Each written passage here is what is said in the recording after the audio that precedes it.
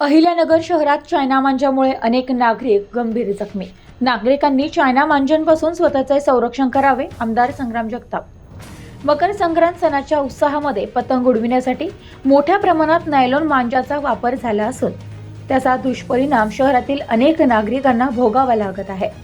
Nylon मांजामुळे शहरातील नागरिक हे जखमी झाले असून या मांजामुळे गळा कापणे, हात-पाय, डोके कापून गंभीर स्वरूपाच्या जखमा झाल्या आहेत. सरकारने बंदी घातली असताना देखील नगर शहरात अनेक ठिकाणी मांजाची खरेदी व विक्री मोठ्या प्रमाणात झाली आहे. नागरिकांसहित पक्षी, प्राणी यांच्या जीवितास धोका निर्माण झाला आहे. चायना मांजामुळे उड्डाणपुलावर एका युवकाचा हाताला गंभीर दुखापत झाली असून त्याच्यावर खाजगी रुग्णालयात उपचार सुरू आहेत. मकर संक्रांत निमित्त शहरात मोठ्या प्रमाणात पतंग उडवणी सुरूच आहे. मात्र यात चायना मांजाचा वापर होत असल्याने नागरिकांनी सावधानता बाळगत दुचाकी किंवा पायी प्रवास करावा. उड्डाणपुलावरून जाताना तसेच प्रवास करताना वेग कमी ठेवून हेल्मेटचा वापर आवश्यक करावा.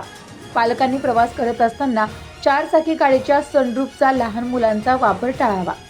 काही दिवस प्रवास करताना गळ्याभोवती मफलरचा व जाड कापड गळ्याभोवती गुंडाळावे.